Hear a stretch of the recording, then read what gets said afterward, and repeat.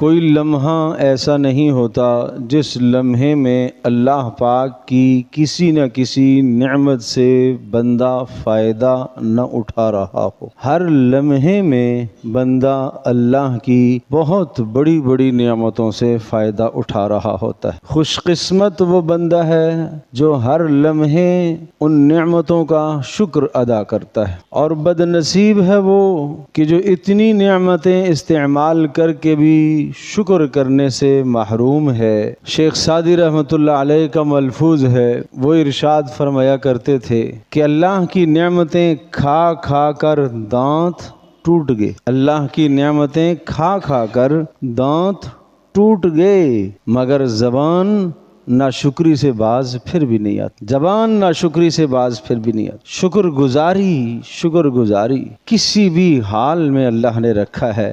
اے اللہ تیرا شکر ہے۔ وَرَفَعَ بَعْضَهُمْ فَوْقَ بَعْضٍ دَرَجَاتٍ لِيَتَّخِذَ بَعْضُهُمْ بَعْضًا سُخْرِيًّا۔ اللہ جل جلالہ نے اس جہان میں لوگوں کو مختلف درجوں میں رکھا ہے، بعضوں کو مالدار کر کے رکھا ہے، اتنا مالدار پیسوں کا حساب ہی نہیں، بعضوں کو اتنا غریب کہ کھانے کو کچھ میسر نہیں، بعض اتنے صحت مند کہ ساری زندگی بیماری کی شکل نہیں دیکھی، اور بعض اتنے بیمار کہ پیدائش سے لے کر مرتے دم تک بیماری میں وقت گزارا۔ یہ سب امتحان ہے، سب امتحان ہے۔ صحت مند بیمار کو دیکھ کر شکر ادا کرے، مالدار فقیر کو دیکھ کر شکر ادا کرے، یہ آزمائش ہے، یہ امتحان ہے۔ اس لیے حدیث پاک میں بتایا گیا کہ آپ دنیا کے معاملات میں اپنے سے کمتر کو دیکھا کرو اور دین کے معاملات میں اپنے سے اوپر والے کو دیکھا کرو۔ اس سے شکر گزاری پیدا ہوتی ہے، دین میں آگے بڑھنے کا شوق پیدا ہوگا۔ ایک آدمی کو آپ نے دیکھا وہ مال میں آپ سے کم ہے تو اللہ کا شکر پیدا ہوگا، اللہ تیرا شکر ہے، مجھے تو آپ نے بہت دے رکھا ہے۔ ایک آدمی کو آپ نے دیکھا مالداری میں آپ سے زیادہ ہے، آپ اسی ہی کی طرف نظر کرتے رہے اور کسی کمتر آدمی کو، کسی اپنے سے کم مال والے کی طرف آپ نے نگاہ نہ کی تو دل میں ناشکری آئے گی۔ تو عرض یہ کر رہا ہوں کہ لمحہ بلمحہ اللہ پاک کی بے پناہ اس انسان پر نعمتیں۔ وَإِن تَعُدُّوا نِعْمَةَ اللَّهِ لَا تُحْصُوهَا۔ تم ساری زندگی اگر اللہ کی نعمتیں شمار کرتے رہو تو اللہ کی نعمتیں تم نہیں شمار کر سکو گے۔ تو ان نعمتوں کا تقاضا یہ ہے کہ ہر وقت انسان اللہ کی بندگی میں لگا رہے، اللہ کی عبادت میں انسان اپنے آپ کو مصروف عمل رکھے۔ اس مالک و خالق نے انسان کو ایسے اعمال عطا فرمائے ہیں کہ جن اعمال کے ذریعے سے اس بندے کا اللہ سے ربط اور تعلق قائم ہوتا ہے۔ ایک عبادت تو وہ ہے کہ جو ہر وقت کی ہے، ہر لمحے کی ہے، کسی لمحے اس عبادت سے خلاصی نہیں ہے، وہ عبادت دل میں اللہ پر ایمان رکھنا۔ کسی بھی لمحے دل سے ایمان رخصت ہو گیا تو انسان اسلام سے نکل کر کفر میں چلا جاتا ہے۔ ہاں، عذر کے وقت زبان سے کلمہ کفر کہنے کی اجازت بھی دی گئی ہے، لیکن دل میں ایمان رہے۔ ہم وقت زبان اللہ کی یاد سے تر و تازہ رہے، ہر وقت زبان پر کوئی نہ کوئی کلمہ ذکر چلتا رہے۔ رطب اللسان جس کو کہتے ہیں، زبان کا تر رہنا اللہ کی یاد سے، سوائے قضاء حاجت اور اس قسم کے جو مواقع ہیں، ان مواقع سے ہٹ کر ہر وقت آدمی کی زبان اللہ کی ذکر میں تر و تازہ رہے۔ یہ تو ہر وقت کی عبادت ہے۔ نمبر 2،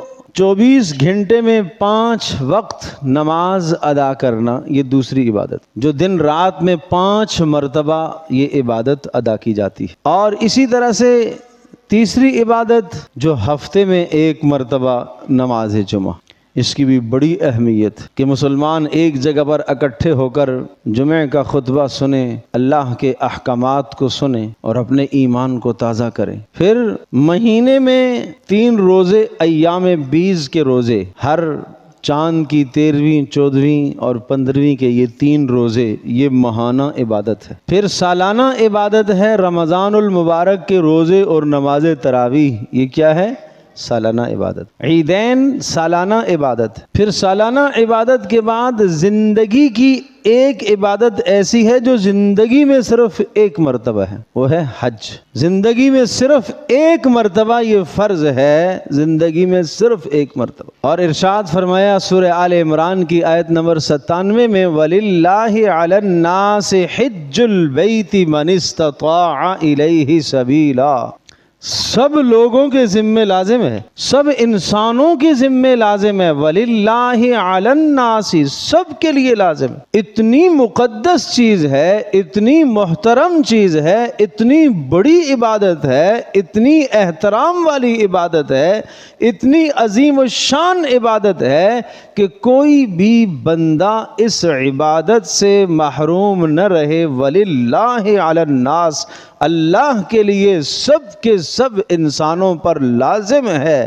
حج البیت، بیت اللہ کا حج کرے، سارے کے سارے انسانوں پر لازم ہے، کوئی بھی محروم نہ رہے اس سے۔ لیکن اگلا جملہ فرمایا من استطاع الیہ سبیلا، چلو عبادت تو اتنی بڑی ہے، اتنی عظیم الشان عبادت ہے، اور اسلام کے ارکان میں سے ایک اہم رکن ہے، اور اسلام کی تکمیل حج سے ہوتی ہے، لیکن اگر سب نہیں جا سکتے ہو تو من استطاع الیہ سبیلا، جس کو وہاں جانے کی استطاعت ہو اس پر حج فرض ہے۔ اول تو سب کو جانا چاہیے۔ دنیا میں بہت سارے کام ایسے بھی ہوتے ہیں جو فرض نہیں ہوتے، ضروری نہیں ہوتے، آدمی شوق میں کر لیتا ہے۔ کتنے کام ایسے ہوتے ہیں کہ جہاں یہ کرنا ضروری نہیں ہے لیکن شوق، تو حج کا بھی شوق ہونا چاہیے۔ ٹھیک ہے جی، فرض تو نہیں ہے لیکن میرا شوق ہے، ذوق ہے کہ مجھے جانا چاہیے، اللہ کے گھر کو دیکھنا چاہیے، اور اللہ کے گھر کے پھیرے مجھے لگانا چاہیے، اور مجھے طواف کرنا چاہیے، اور صفا اور مروہ کی سعی، اور اسی طرح سے مناسک حج مجھے ادا کرنے چاہیے۔ ذوق تو اندر ہو۔ یہ آیت یہ بتا رہی ہے سب انسانوں کے دلوں میں اس کا جذبہ موجزن ہونا چاہیے، ذوق اور شوق ہونا چاہیے سب انسانوں کے پاس۔ من استطاع الیہ سبیلا، لیکن اگر سب نہ جا سکے تو وہ چلے جائیں جن کے پاس جانے کی استطاعت ہو، اور جن کے پاس جانے کی استطاعت ہے اور ننگے حج نہ کیا، ومن کفر، پھر جس نے کفر کیا، فإن اللہ غنی عن العالمین، اللہ جل جلالہ، اللہ تو غنی ہے، اللہ کو تمہارے حج کی ضرورت نہیں ہے، وہ تمہیں حج کے ذریعے سے نوازنا چاہتا ہے، تمہیں حج کے ذریعے سے عطا کرنا چاہتا ہے۔ اور تمہارے ذہن میں یہ سوال آئے گا کہ حج پر تو بہت بھاری رقم لگتی ہے، عمرہ کرنے پر تو بھاری رقم صرف ہوتی ہے، میں تو کنگال ہو جاؤں گا، فقیر ہو جاؤں گا۔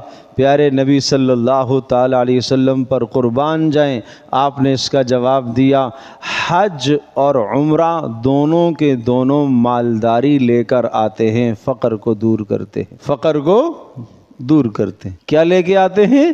مالداری، غنا لے کے آتے ہیں، غنا لے کے آتے ہیں۔ یا اللہ مجھے تو پیسہ کم ہوتا ہوا نظر آ رہا ہے، مجھے تو کم دکھتا ہے کہ بہت پیسہ تھا جناب حج پر اتنے لاکھ صرف ہو گیا تو کم ہو گیا، کہاں سے زیادہ ہو گئے؟ تو رسول اکرم صلی اللہ تعالی علیہ وسلم کی بات پر کوئی یقین بھی تو رکھنا ہے نا۔ ایمان تو اسی چیز کا نام ہے کہ میرا مشاہدہ کچھ اور کہتا ہے، میری نظر کچھ اور کہتی ہے، میرا تجربہ کچھ اور کہتا ہے، لیکن محمد رسول اللہ صلی اللہ تعالی وسلم کا ارشاد ہے کہ حج غنا لے کے آتا ہے، حج مالداری لے کے آتا ہے، حج فقر کو دور کرتا ہے۔ مجھے اس بات پر یقین ہے، مجھے اس بات پر ایمان ہے۔ مشاہدہ میرا غلط ہو، صحابہ کا ایمان اس کیفیت کا تھا، مشاہدوں کو ٹھکرا دیتے تھے، تجربات کو ٹھکرا دیتے تھے، اللہ کے رسول صلی اللہ علیہ وسلم کے ارشاد کے سامنے، اللہ کے حکم کے سامنے اپنے تجربات کو، اپنے مشاہدات کو، اپنے روزمرہ کی زندگی کو پیچھے کر دیتے تھے۔ اللہ کے نبی نے ایسے کہا، ایسا ہے، ایسا ہو سکتا ہے نہیں، ایسا ہے، ایسا ہے۔ ابوبکر صدیق رضی اللہ تعالی عنہ سے کہا گیا بھلا ایسا ممکن ہے کہ ایک آدمی رات ہی رات بیت اللہ سے بیت المقدس گیا ہو اور وہاں سے آسمانوں پر گیا ہو اور جنت اور جہنم کی سیر کی ہو اور سدرۃ المنتہا تک گیا ہو اور رات ہی رات کو واپس آیا ہو؟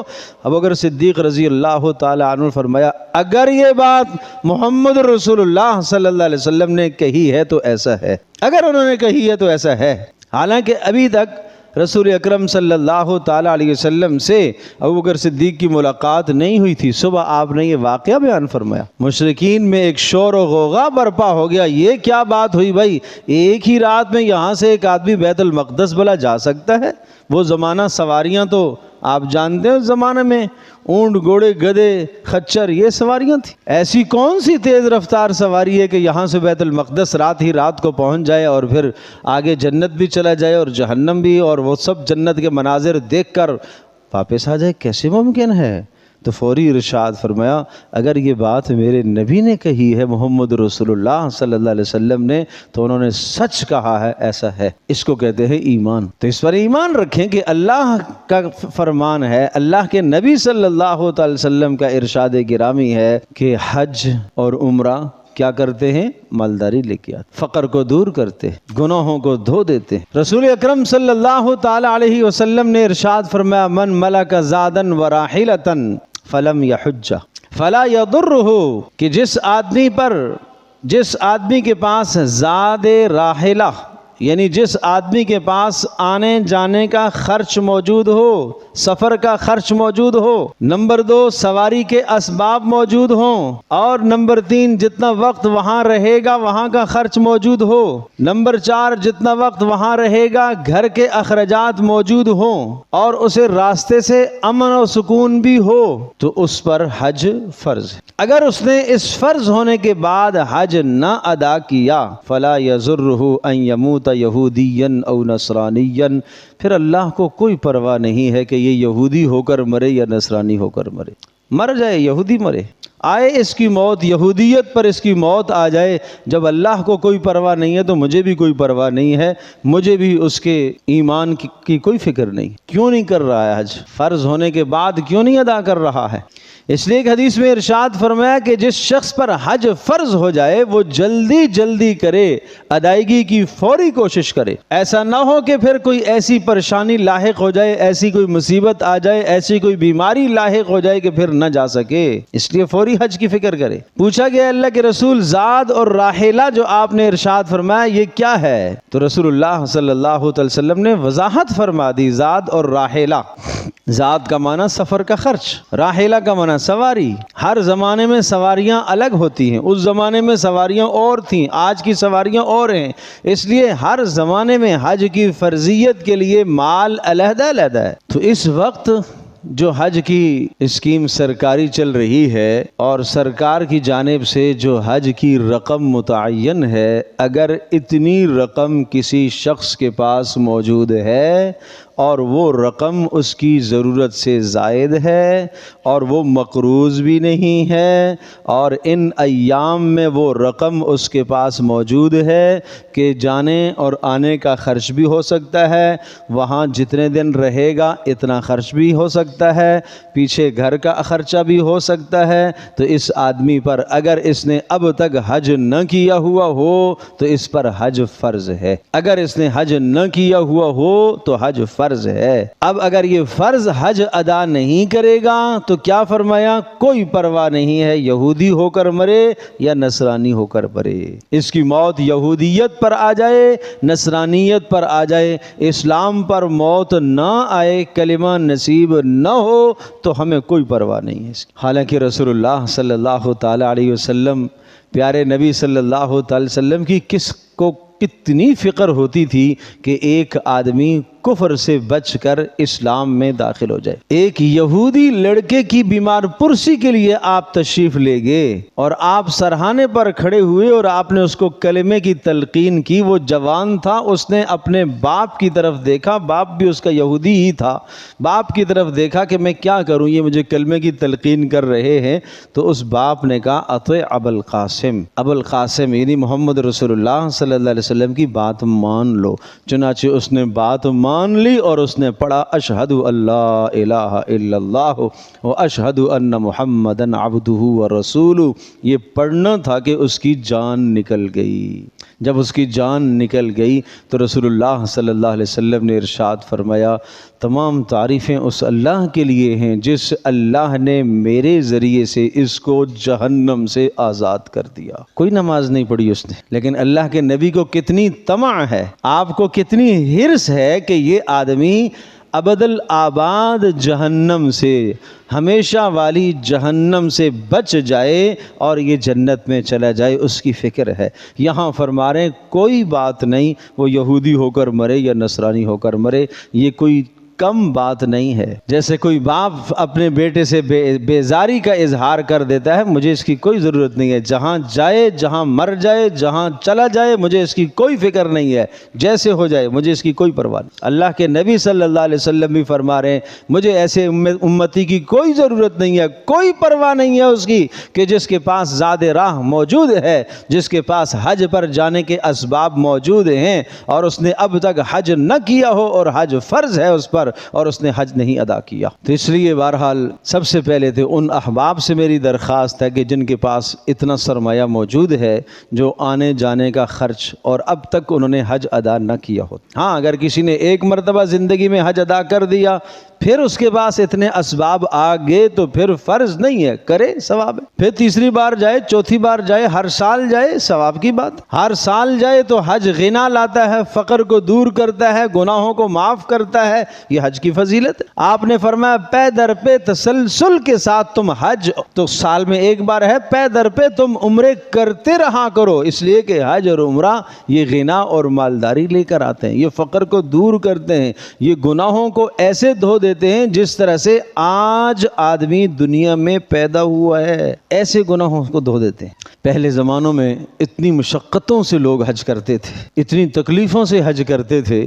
سال سال دو سال کا پیدل سفر طے کر کے آتے تھے اور بیت اللہ تک پہنچتے، شوق اور ذوق ہوتا تھا۔ اللہ اکبر۔ اثر العیون میں ایک واقعہ لکھا ہے کہ ایک شخص لکھتا ہے کہ ہم 5 دوست افریقہ کے دور کے کسی علاقے سے ہم حج کے لیے چلے، 5 دوست، اور پانچوں کے پانچوں میں یہ جذبہ موجزن تھا کہ ہمیں اللہ کے گھر کی زیارت کرنی، اور جب ہم حج کے لیے نکلے تو صرف 1 ہفتے کا خرچہ ہمارے پاس تھا، صرف 1 ہفتے۔ پھر کیسے جائیں گے؟ فرض تو نہیں تھا لیکن شوق تھا، اس لیے میں نے عرض کیا نا، کیا کہا وَلِلَّهِ عَلَى النَّاسِ حِجَّ الْبَيْتِ، یہ اتنی بلند ترین عبادت ہے کہ سب کو جانا چاہیے، سب کو کرنا چاہیے۔ تو کہا ابراہیم علیہ السلام کا واقعہ ہمارے سامنے آیا کہ ابراہیم علیہ السلام نے کہاں سے؟ شام سے سفر کیا اور اپنی بیوی حضرت ہاجر کو اور اپنے بچے حضرت اسماعیل کو یہاں لا کر چھوڑا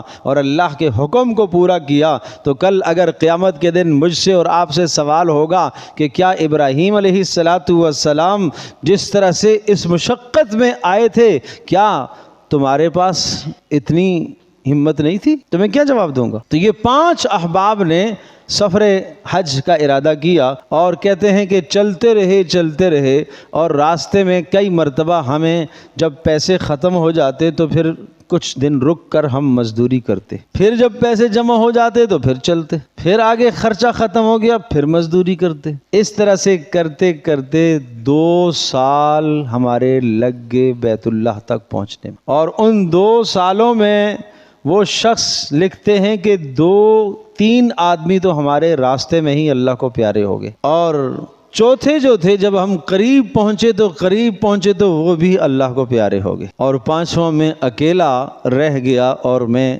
حج کے لیے پہنچا، اور جب بیت اللہ کو میں نے دیکھا تو دیکھتے ہی وہ سفر کے سارے غم چھٹ گئے، وہ دیکھتے ہی سارے غم چھٹ گئے، وہ سب پریشانیاں چھٹ گئیں، اور سب ساتھیوں کی جو سفر میں جو فوت ہو گئے تھے ان سب نے مجھے وصیتیں کی تھیں کہ ایک دوسرے کو وصیتیں کی تھی کہ تم میں سے جو بھی پہنچ گیا اللہ کو ہمارا یہ پیغام دینا، یہ پیغام۔ تو بتاؤ، اللہ تو شاکر ہے، قدردان ہے، وکان اللہ شاکر شاکرن علیما، اللہ تو نیتوں کو جانتا ہے، کیا اللہ تبارک تعالیٰ ان کو اجر نہیں دیں گے؟ اور حدیث پاک میں آتے ہیں، پیارے نبی صلی اللہ تعالیٰ علیہ وسلم نے ارشاد فرمایا کہ جو آدمی حالت احرام میں اگر مر گیا تو اس کو حالت احرام میں ہی دفن کیا جائے گا، اسی طرح سے دفن کیا جائے گا، اس لیے کہ یہ قیامت کے دن جب اٹھایا جائے گا تو کیسے اٹھے گا؟ ملبین لبیک اللہم لبیک پڑھتا ہوا اٹھے گا۔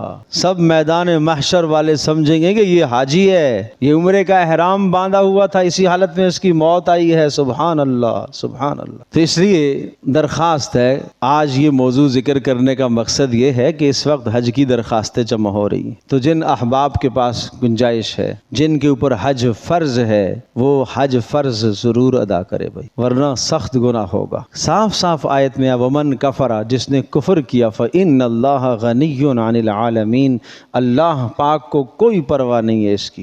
رسول اللہ نے اس کی تشریح فرما دی ہے، اور آپ نے خود حدیث میں ذکر فرمایا ہے کہ جس آدمی کے پاس استطاعت حج کی ہے اور وہ حج نہ کرے تو کوئی بات نہیں، وہ یہودی مرے یا نصرانی مرے، اس لیے کہ اللہ نے یہ ارشاد فرمایا ومن کفر فإن اللہ غنی عن العالمین۔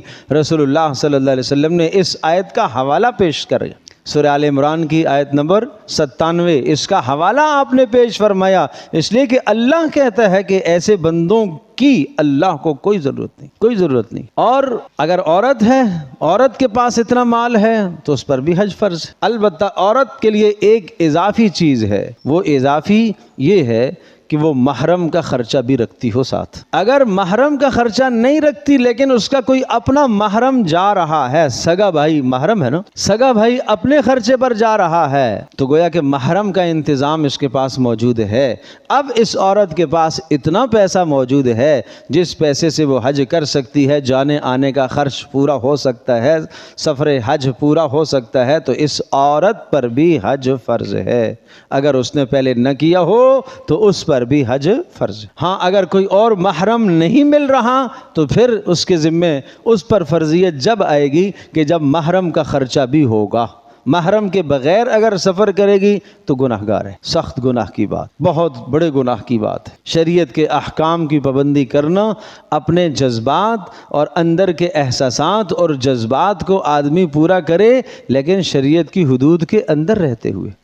تو اس لیے بہرحال بہت مقدس اور بہت عظیم الشان عبادت ہے حج کی عبادت، اور پیارے نبی صلی اللہ تعالیٰ علیہ وسلم نے جب حج فرمایا، صحابہ کرام رضی اللہ عنہم اجمعین کہتے ہیں رسول اکرم صلی اللہ تعالیٰ علیہ وسلم نے عمومی منادی کرا دی، آپ نے عام اعلان کر دیا کہ میرا جی چاہتا ہے کہ میں اپنے تمام رفقا کے ساتھ ایک سفر حج کر لوں۔ اللہ اکبر۔ تو ذوالقعدہ کی 24 تاریخ کو رسول اللہ صلی اللہ تعالی وسلم مدینہ منورہ سے نکلے اور آپ ذوالحلیفہ تشریف لائے، اور ذوالحلیفہ آپ نے وہاں آ کر قیام فرمایا اور رات وہاں رکے۔